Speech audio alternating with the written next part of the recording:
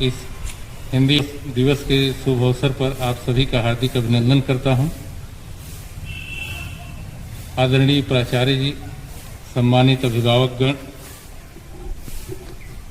प्रिय साथियों, प्यारे बच्चों, आज का दिन हम हिंदी दिवस के रूप में मनाते हैं और मानते हैं, लेकिन यहाँ हमें ये समझना आवश्यक है कि यह हिंदी दिवस हम क्यों मनाते हैं। कभी कभी भ्रामक स्थिति होती है कि क्या हमारी हिंदी इतनी पिछड़ी हुई है या हमारे अंदर कोई ऐसी बात आ गई है जिसे बार बार जगाना पड़ता है।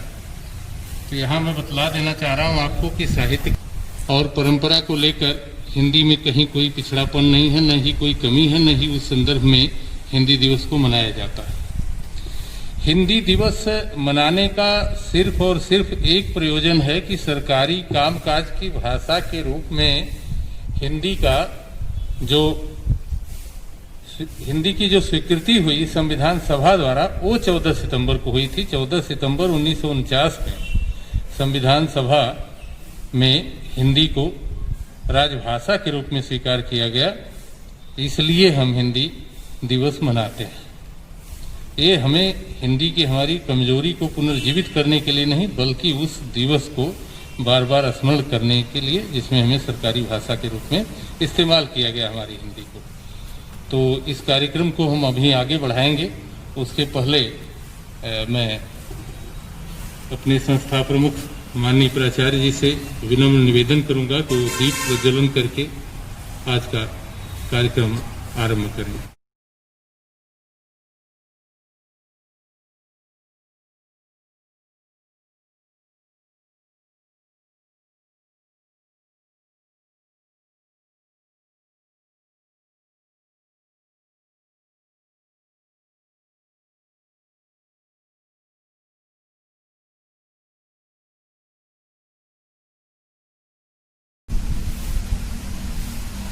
गहरे भावबोध के स्तर पर समझने की कोशिश करें कि भाषा हमारी संपूर्ण संस्कृति, संपूर्ण आचार व्यवहार की प्रकृति को स्पष्ट करती है, हमारे स्वभाव से लेकर कार्यशैली तक को स्पष्ट करती है।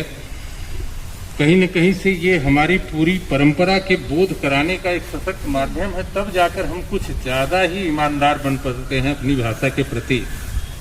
भारतेंदु हरिश्चंद्र, जिन्हें हम हिंदी का हिमालय कहते हैं, खड़ी बोली हिंदी के पिता भी माने जाते हैं, आपने एक जगह लिखा है कि निज भाषा उन्नति है सब भाषा को मूल, बिन निज भाषा के मिटे न ही को सूल।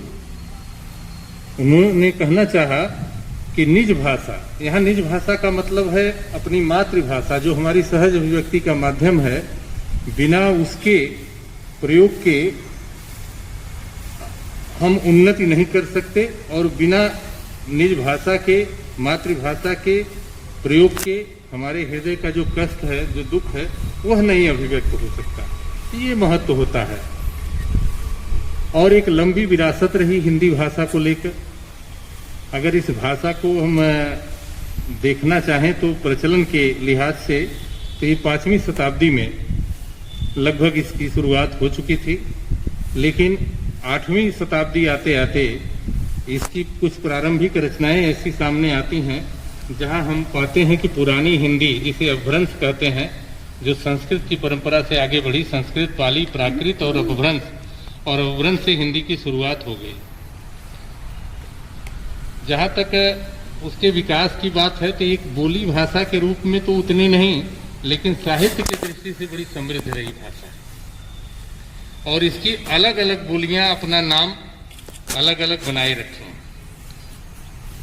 5 उपभाषा क्षेत्र बने हिंदी के, जिसमें एक पश्चिमी हिंदी है, उसी का एक रूप खड़ी बोली, जो दिल्ली, मेरठ और हरियाणा के कुछ क्षेत्रों में, अंबाला इत्यादि के आसपास बोली जाती है, उसी को परिमार्जित करके, उसी को व्याकरणिक रूप से और शुद्ध करके मानक हिंदी का निर्माण हुआ, जो आज हमारे अध्ययन, अध्यापन, लेखन हर जगह उपयोग में लाया जा रहा है और वही भाषा राजभाषा के रूप में स्वीकार की गई। डॉक्टर आचार्य महावीर प्रसाद द्विवेदी जी ने आज की जो हिंदी हमारे बीच संवाद और लेखन का माध्यम बनी हुई है, उसको सामने लाने का महान काम किया। सरस्वती पत्रिका एक प्रकाशित करते थे, जैसा नाम वैसा ही उस पत्रिका का गुण, हिंदी के संपूर्ण साहित्य को उन्होंने लाकर हमारे सामने खड़ा कर दिया। और राष्ट्र कवि मैथिली शरण गुप्त, पंडित रामनरेश त्रिपाठी जैसे राष्ट्रीय धारा के कवियों को उन्होंने इस पत्रिका के माध्यम से गढ़ा। तो जब इतनी समृद्ध परंपरा मिली तो कहीं न कहीं से हमारी नई सरकार को, जो संविधान सभा बन रही थी नई व्यवस्था के प्रवर्तन के लिए, उन्होंने भी ये महसूस किया कि बोलने वालों के आधार पर, बोली के रूप में अगर हम देखें, इसकी विविध बोली के क्षेत्र जो है, लगभग देश की 40% आबादी हिंदी बोलती है। साहित्य की समृद्ध परंपरा देखी गई, उसमें निहित बातों को पर ध्यान दिया गया और इन सबको लेकर संविधान सभा में एक उप समिति बनी जिसने सिफारिश किया कि हिंदी ही वह उचित भाषा होगी जिसे हम राजभाषा के रूप में प्रतिष्ठित कर सकें।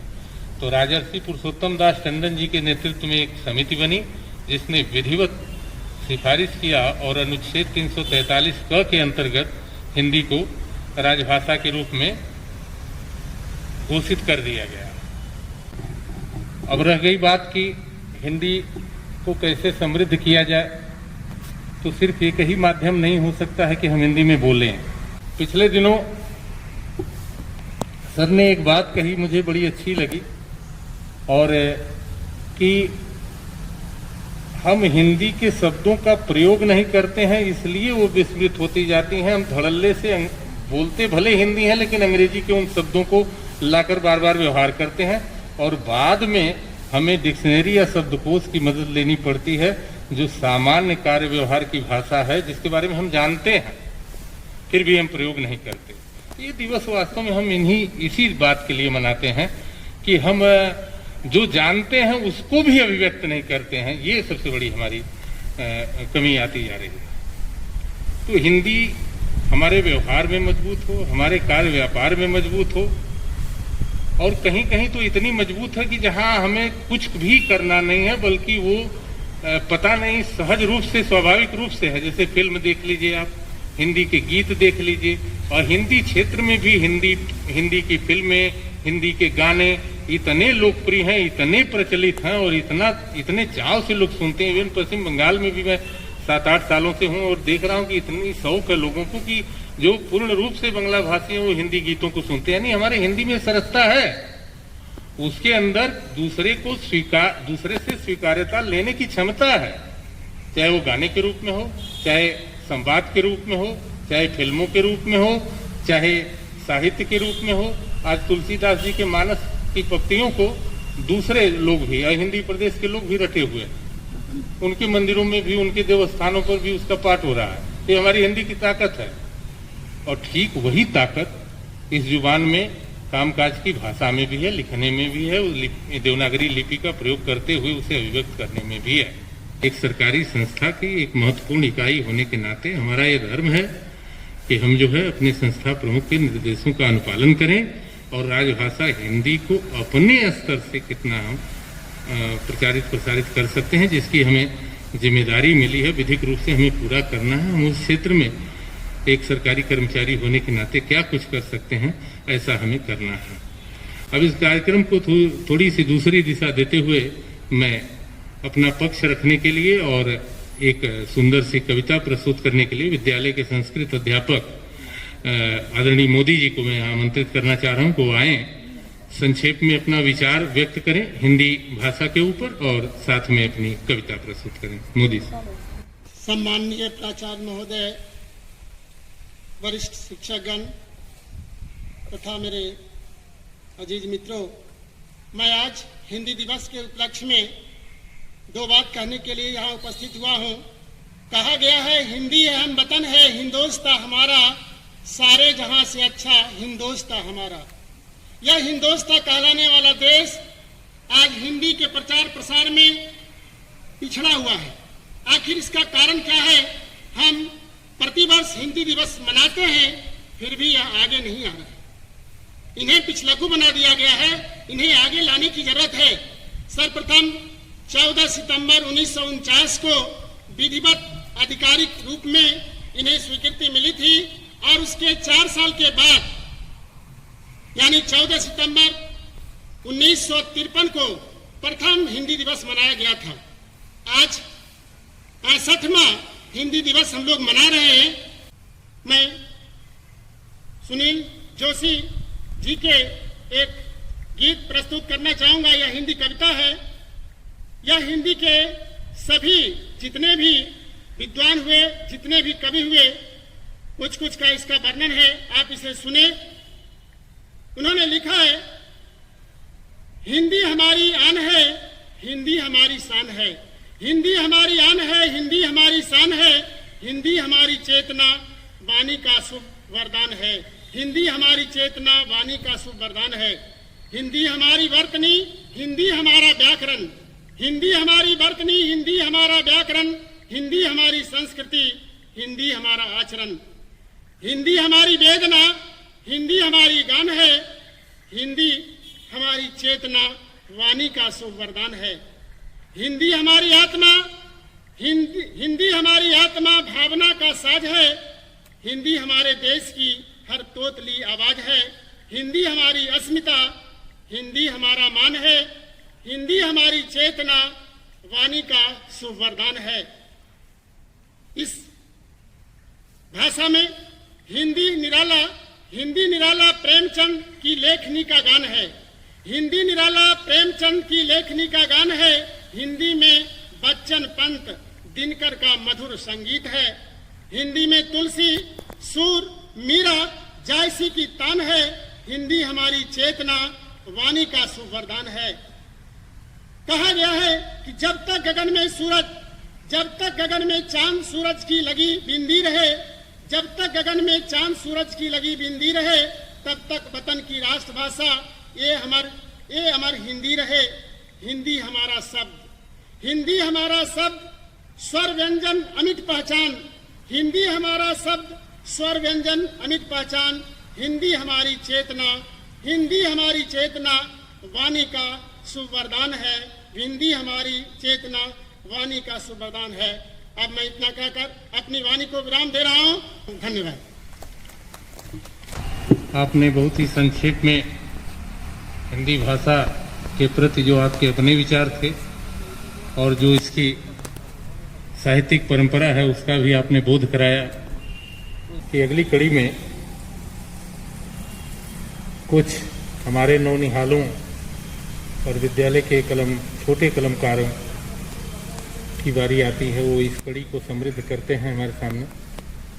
तो इस क्रम में सबसे पहले मैं कक्षा 10वीं के छात्र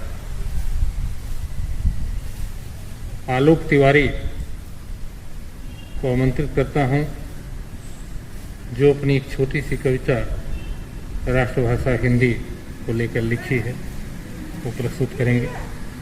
आलोक तिवारी। नमस्कार, मैं आलोक तिवारी कक्षा 10वीं का छात्र छोटी सी स्वरचित कविता प्रस्तुत करने जा रहा हूँ, जो कुछ इस प्रकार है। सीमित हूँ मैं राज तक ही, क्या राष्ट्र पे मेरा अधिकार नहीं है? कहने को तो हिंदुस्तान की बिंदी हूँ मैं, तो फिर क्यों ये मेरा हिंदुस्तान नहीं है? वैसे तो स्वर्ण जड़े हैं मेरे ही इन अंगों पर, वैसे तो स्वर्ण जड़े हैं मेरे इन अंगों पर क्या मेरी इस जुबां पे जान नहीं है? माँ संस्कृति ने बड़े प्यार से काजल लगाया था इन्हीं आँखों पर, माँ संस्कृति ने बड़े प्यार से काजल लगाया था इन्हीं आँखों पर। काजल डह गए आंसुओं में, पर अब भी तुम्हारा ध्यान नहीं है। जला दिया तुमने मुझे अग्नि की लपटों पर, जला दिया तुमने मुझे अग्नि की लपटों पर। आखिर तवज्जो भी मिली तो वर्ष के ही कुछ हफ्तों पर। आसमां कहते हो ना तुम मुझको, आसमां कहते हो ना तुम मुझको, तो फिर क्यों धुएं सा उड़ा दिया मुझको? आसमां कहते हो ना तुम मुझको, तो फिर क्यों धुएं सा उड़ा दिया? अरे शर्म करो बहन है वो मेरी, मेरे विलुप्त होने का कारण तुमने अंग्रेजी पर ही लगा दिया, आखिर क्यों? धन्यवाद। इस कविता के बाद आइए एक बार चलते हैं फिर मौलिक विचारों की ओर, और मैं आमंत्रित करता हूं कक्षा 12वीं की छात्रा रूपम कुमारी से। रूपम कुमारी आपको हिंदी भाषा के महत्व और ये हमारे लिए क्यों आवश्यक है, इन सब बारे में अपने विचार व्यक्त करेंगी। रूपम कुमारी, कक्षा 12। नमस्कार आदरणीय प्राचार्य महोदय, शिक्षकगण एवं मेरे प्यारे दोस्तों, मैं रूपम कुमारी कक्षा 12वीं कला की छात्रा आप सभी के समक्ष हिंदी भाषा के महत्व के ऊपर कुछ कहना चाहती हूँ। हिंदी भाषा दुनिया की सबसे प्राचीन भाषा संस्कृत से विकसित हुई है और हिंदी भाषा विश्व में सबसे ज्यादा बोली जाने वाली भाषाओं में से एक है। हिंदी भाषा का महत्व सिर्फ भारत में ही नहीं बल्कि पूरे विश्व में काफी अधिक है। हिंदी भाषा में 11 स्वर और 35 व्यंजन होते हैं और इसे देवनागरी नामक लिपि में लिखा जाता है। हिंदी संवैधानिक रूप से भारत की राजभाषा और भारत में सबसे ज्यादा बोली और समझी जाने वाली भाषा है। हालांकि हिंदी भारत की राष्ट्रभाषा नहीं है क्योंकि भारत के संविधान में किसी भी भाषा को ऐसा दर्जा नहीं दिया गया है। हिंदी विश्व में तीसरे नंबर पर बोली जाने वाली भाषा है। इस संदर्भ में 10 जनवरी को अंतर्राष्ट्रीय हिंदी दिवस और 14 सितंबर को राष्ट्रीय हिंदी दिवस मनाया जाता है। भारत में ही नहीं बल्कि भारत के साथ साथ अन्य कई देशों में लगभग 80 करोड़ से ज्यादा लोग हिंदी पढ़ते, लिखते और बोलते हैं। हिंदी हमारे हिंदुत्व की पहचान है। साथ ही साथ यह राष्ट्र के लोगों को एकता में बांधने का इकलौता सूत्र है।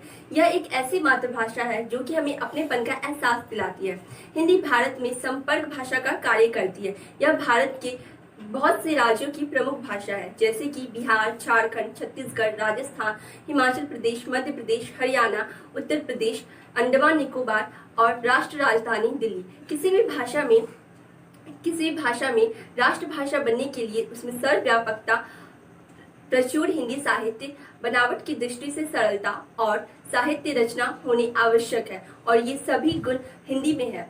भारत विविधताओं का देश है। यहाँ पर कई प्रकार की भाषाएं बोली जाती है जैसे कि बंगाली, गुजराती, मराठी, उर्दू, मैथिली, तमिल, तेलुगु, मलयालम इत्यादि। परंतु फिर भी हिंदी की एक अलग ही पहचान है।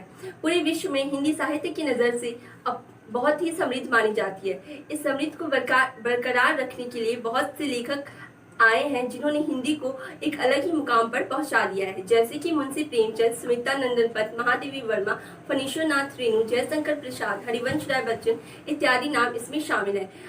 जैसे कि हम देख रहे हैं आज की आधुनिकता व बदलते दौर में हिंदी अपनी जगह खोती जा रही है। हम विदेशों में तो हिंदी का प्रचार प्रसार करने में सक्षम हैं, परंतु हम अपने ही देश में हिंदी को वो स्थान नहीं दिला पा रहे जो उसका होना चाहिए। इसके लिए हम प्रत्येक वर्ष 14 सितंबर को हिंदी दिवस मनाते हैं जिससे हमारे युवा देश हिंदी से ही आगे बढ़ सके। धन्यवाद। इस ज्ञानप्रद और रोचक वक्तव्य के बाद एक बार फिर हम कविताओं की ओर चलते हैं और हमारे प्राथमिक विभाग के हमारे नन्हे मुन्ने 2 बच्चों ने, अंशिका और चिंतन ने, छोटी छोटी कविताएं अपने शब्दों में कहने की कोशिश किए हैं। आप सुनिए, काफ़ी आप आनंदित होंगे और कहीं न कहीं से उनका हिंदी प्रेम भी इस कविता के माध्यम से प्रकट हो रहा है। तो सबसे पहले मैं कक्षा 2 की छात्रा अंशिका को आमंत्रित करता हूं, वो अपनी कविता सुनाए हमें। नमस्ते, मैं अंशिका, मैं कक्षा 2 की छात्रा। इस हिंदी दिवस के शुभ अवसर पर मैं आप सभी को एक कविता पाठ सुनाने जा रही हूँ। भाषाओं की रानी हिंदी, देश धर्म की शान है, संस्कृत की बेटी है यह तो, होठों की मुस्कान है। हिंदी भाषाओं की गंगा, हिंदी रस की खान है। हिंदी में है सुर कबीरा, हिंदी में रस खान है। जन जन की वाणी है हिंदी, हिंदी देश का मान है। राष्ट्र एकता की कुंजी है, जनगण मन की तान है। हिंदी का सम्मान हमारे राष्ट्र का सम्मान है। धन्यवाद। और अब अंशिका के बाद चिंतन चक्रवर्ती जो कक्षा 3 के छात्र हैं, बालक को मैं आमंत्रित करता हूं कि वो अपने इस अनोखे अंदाज में हिंदी भाषा पर अपनी कविता को प्रस्तुत करे। नमस्कार, मेरा नाम चिंतन चक्रवर्ती, मैं कक्षा 3 में पढ़ता हूँ। हिंदी जिसका नारा है, हिंदी जिसका नारा है, वो भारत हमको प्यारा है। जन जन की आशा है हिंदी, जन जन की आशा है हिंदी, भारत की भाषा है हिंदी। हिंदी का सम्मान करे, हिंदी का सम्मान करे, दुनिया भर में नाम करे। हिंदी देश की भावना है, हिंदी देश की भावना है, स्नेहिल शुभ कामना है। हिंद देश के वासी है हम, हिंद देश के वासी है हम, हिंदी की पहचान है। धन्यवाद। हिंदी प्रेम किसी एक व्यक्ति की बात नहीं है। देश के हर वासी, चाहे वो छात्र हो, अध्यापक हो, कोई हो, सबके मन में हिंदी रची बसी है। हमारे विद्यालय में नव प्रविष्ट छात्रों में भी हिंदी के प्रति गहरा लगाव है। इस बात को हमारे सामने प्रस्तुत करने जा रही है कक्षा 11वीं की छात्रा मौमिता राय। तो आइए हम मौमिता राय का वक्तव्य सुनते हैं हिंदी दिवस के अवसर पर, उनका क्या विचार है। मौमिता। विधानाचार्य महोदय और हमारे सभी गुरुजनों और मित्रों को मेरी तरफ से नमस्ते। आज इस हिंदी दिवस के शुभ अवसर पर हिंदी प्रेमियों और हिंदी सेवकों को हिंदी दिवस की बहुत बहुत शुभकामनाएं। मैं हिंदी दिवस के उपलक्ष्य में कुछ शब्द व्यक्त करने के लिए उपस्थित हुई हूँ। जैसा कि आप सभी जानते हैं कि हिंदी दिवस प्रत्येक वर्ष 14 सितंबर को देश भर में बड़े ही उत्साह के साथ मनाया जाता है। हिंदी को देश की आधिकारिक भाषा के रूप में अपनाया गया है। हिंदी ने हमें विश्व भर में पहचान दिलाई। वर्ष 1918 में गांधी जी ने साहित्य सम्मेलन में हिंदी भाषा को राष्ट्रीय भाषा बनाने के लिए कहा था और 14 सितंबर 1949 के दिन संविधान सभा ने एक मत से यह निर्णय लिया कि हिंदी भारत की राष्ट्रीय भाषा होगी और इसीलिए हर साल 14 सितंबर के दिन देश भर में हिंदी के प्रति लोगों को जागरूक करने के लिए तरह तरह के कार्यक्रम आयोजित किए जाते हैं। 200 सालों की गुलामी से आज़ादी पाने के बाद देश के संविधान निर्माताओं का मानना था कि हिंदी भाषा में ही वो ताकत है जिसकी मदद से जम्मू कश्मीर से लेकर कन्याकुमारी तक संवाद स्थापित किया जा सकता है। इसीलिए देवनागरी लिपि में लिखी जाने वाली हिंदी देश की राष्ट्रीय भाषा के रूप में प्रतिष्ठित की गई है। अब हमारी राष्ट्रीय भाषा अंतर्राष्ट्रीय स्तर पर भी बहुत पसंद की जाती है। इसका एक कारण यह है कि हमारी भाषा हमारे देश की संस्कृति और संस्कारों का प्रतिबिंब है। एक हिंदुस्तानी को कम से कम अपनी भाषा यानी हिंदी तो आनी ही चाहिए, साथ ही हमें हिंदी का सम्मान भी करना चाहिए। आजकल अंग्रेज़ी बाज़ार के चलते दुनिया भर में हिंदी जानने और बोलने वालों को बाज़ार में अनपढ़ या गंवार के रूप में देखा जाता है, या यह कह सकते हैं कि हिंदी बोलने वालों को तुच्छ नज़रिए से देखा जाता है। यह कतई सही नहीं है। हम हमारे ही देश में अंग्रेज़ों के गुलाम बन बैठे हैं और हम अपनी हिंदी भाषा को वह मान सम्मान नहीं दे पा रहे हैं जो भारत और देश की भाषा के प्रति हर देशवासियों के नज़र में होना चाहिए, क्योंकि वक्तों की ताकत है हिंदी, जन जन की आशा है हिंदी, लेखक की अभिमान है हिंदी, इसीलिए महान है हिंदी। जय हिंद, जय भारत। हम किसी से कम नहीं। यह बात केवल प्रतिद्वंदिता को आगे नहीं लाती है, बल्कि कुछ सुर ऐसे होते हैं, कुछ स्वर ऐसे होते हैं जो समय समय पर अपने को साधते रहते हैं। ऐसी ही एक प्रतिभा का नाम है हमारे विद्यालय में सृष्टि कुमारी, जो अभी कक्षा 6वीं की छात्रा है। तो एक सुंदर सी कविता लेकर आई है हिंदी भाषा के ऊपर। मैं आपसे निवेदन करना चाहूँगा कि आप सभी लोग सृष्टि की कविता सुने और आनंद उठाएं। सृष्टि कुमारी, कक्षा 6। सुप्रभात, मैं सृष्टि कुमारी हिंदी दिवस के शुभ अवसर पर एक कविता प्रस्तुत करने जा रही हूँ।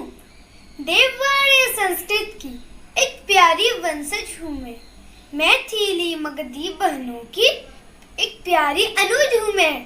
मेरे जनक खुसरो ने ही मुझको चरितार्थ किया। मेरे स्वरूप को ढाला और मुझको परमार्थ किया। मेरे यौवन जब निखरा तो भक्ति धारा चहूं और बही। तुलसी सुर और मीरा ने अपने इष्ट की कथा कही। फिर उपन्यास रचे गए, कविताएं प्रचलित हुई। लगने लगा कि मेरे साधकों की साधनाएं फलित हुई। आजकल मैं कुंठित हूँ, छंदोबद्ध रचनाओं से वंचित हूँ। नमस्कार तो हेलो हाय हुआ है, पिताजी डैड बने हैं, विदाई गुड बाय हुआ है। यूं ना अंत करूं मेरे वजूद को।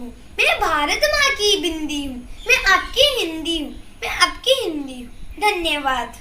इस अवसर पर हमारे विद्यालय की एक निपुण संगीत शिक्षिका सोनाली मैडम हैं, जो आपको एक संगीतमय प्रस्तुति देंगी, जिसमें हिंदी भाषा के महत्व की झलक भी आपको देखने को मिलेगी।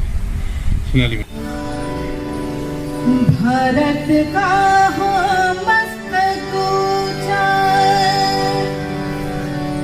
जन जन की अभिलाषा है। भारत का हो मस्तक ऊंचा, जन जन की अभिलाषा है। संस्कृत की पुत्री है हिंदी, ब्रजमन की जननी है।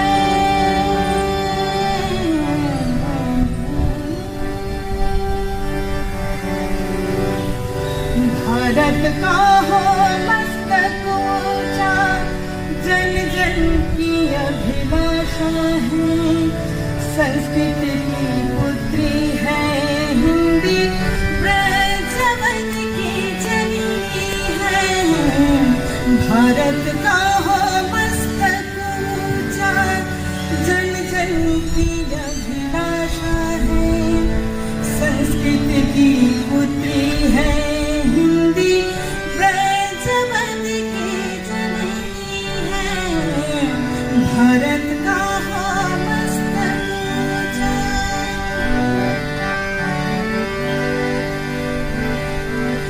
ये हिंदी हमारी परम पूज्य भाषा, इसका सदा मैं पुनः चाहती हूँ। ये हिंदी हमारी परम पूज्य भाषा, इसका सदा मैं पुनः चाहती हूँ। यही राजभाषा बनी है हमारी, यही आज संपर्क भाषा हमारी।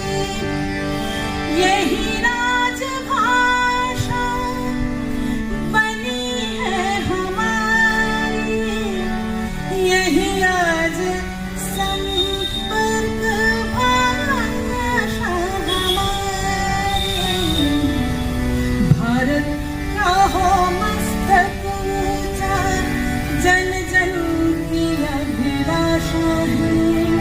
संस्कृत की पुत्री है हिंदी, ब्रजमन की जननी है।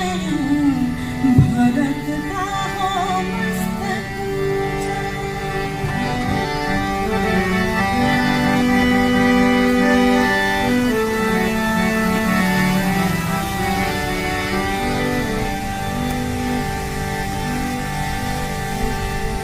हम सभी है भारत माँ के, हिंदी भारत की भाषा है।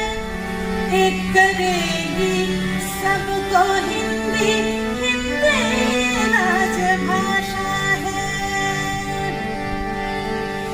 हम सभी है भारत माँ के, हिंदी भारत की भाषा है। एक करेगी सबको हिंदी, हिंदी राजभाषा है। यही राष्ट्रभाषा बनेगी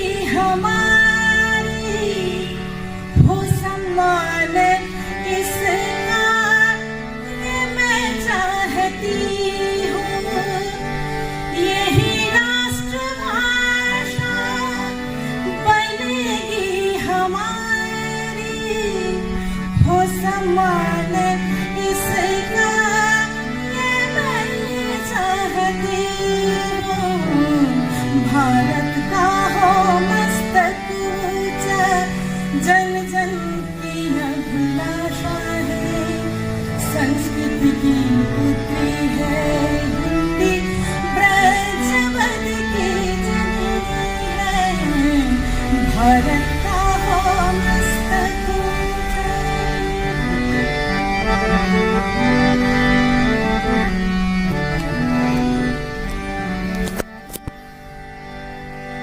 यही देवभाषा की बनी है धरोहर, इसका उदय मैं सदा चाहती हूँ। यही देवभाषा की बनी है धरोहर, इसका उदय मैं सदा चाहती हूँ। हिंदी बने विश्व की भाषा, यही एक अभिलाषा है। हिंदी बने विश्व की भाषा, यही एक अभिलाषा है। यही एक अभिलाषा है। यही एक अभिलाषा है। यही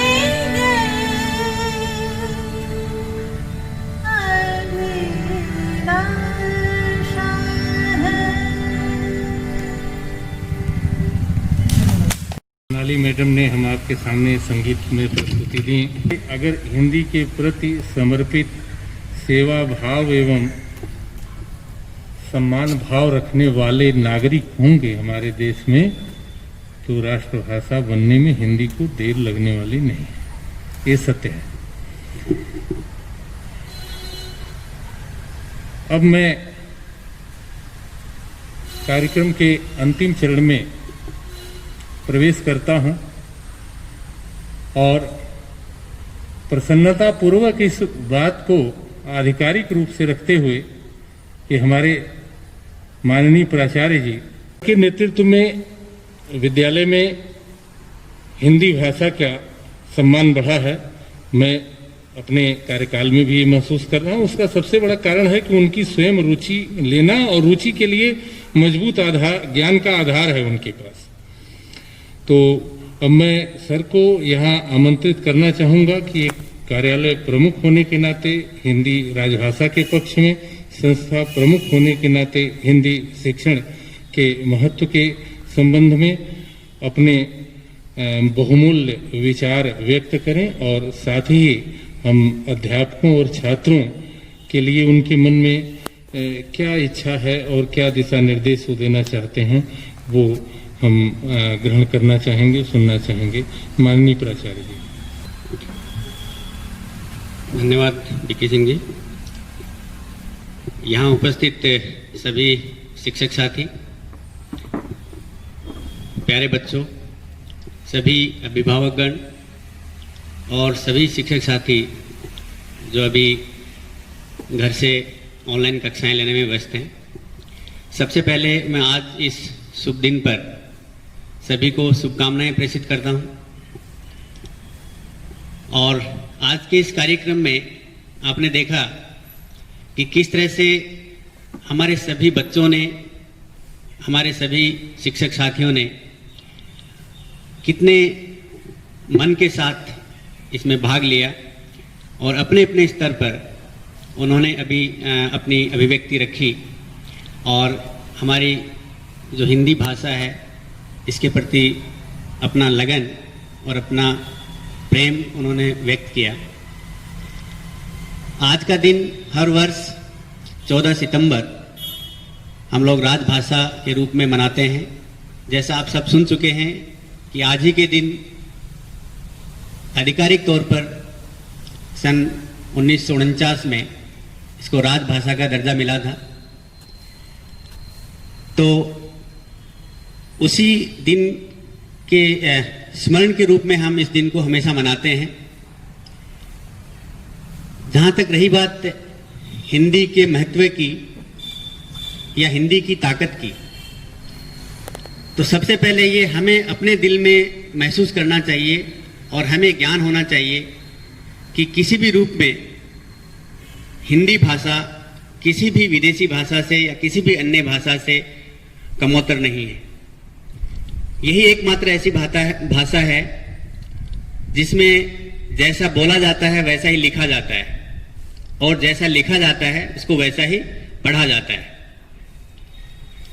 इसमें जैसे अभी बीके सिंह जी बता रहे थे, कहीं कोई आपको ऐसा देखने को नहीं मिलेगा कि ये लेटर साइलेंट है या इसका उच्चारण ऐसे होगा।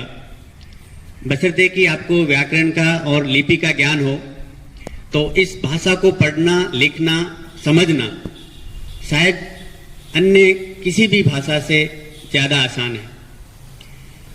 और जैसे एक बच्चा जब पैदा होता है तो अपनी मातृभाषा उसको कोई सिखाता नहीं है, बिना सिखाए बिना पढ़े वो सारी लिपि, सारा उच्चारण अपने आप सीख जाता है।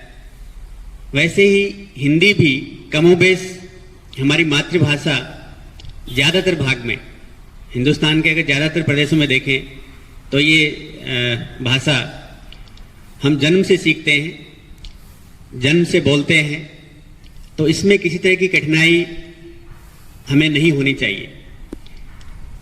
अब बात आती है कि हम हिंदी को बोलने में और इसको अपनाने में कैसा महसूस करते हैं। शायद अगर हम इसको अपना बना लें और इसको बोलने में, अपनी अभिव्यक्ति इस भाषा में रखने में अगर हम गर्व महसूस करने लगें तो शायद कोई ताकत नहीं जो इसको हमारे देश की मातृभाषा बनने से रोक सके। पिछले कुछ वर्षों में आपने देखा होगा कि हमारे माननीय प्रधानमंत्री जब यूएन में जाकर के हिंदी भाषा में पूरे विश्व को संबोधित करते हैं तो शायद हर भारतीय का सीना गर्व से चौड़ा हो जाता है। इस भाषा की ताकत का अनुमान आप इससे लगा सकते हैं कि हमारे देश के एक बहुत ही प्यारे कवि डॉक्टर कुमार विश्वास को जब गूगल हेडक्वार्टर से निमंत्रण मिलता है कि वो अपनी बात वहां जाकर रखें, तो इससे बड़ा उदाहरण नहीं होगा कि पूरा विश्व इस भाषा को बड़े ही सम्मान के साथ देखता है। जरूरत है हमें इसको उतना सम्मान देने की और हमें अपने आप में इस भाषा के प्रति अपने आप को लगन के साथ इसमें समर्पित करने की। किसी तरह से ये भाषा किसी भाषा से कम नहीं है। हमें इसको हमारे स्वभाव में लाना है, हमारे कार्य व्यवहार में लाना है।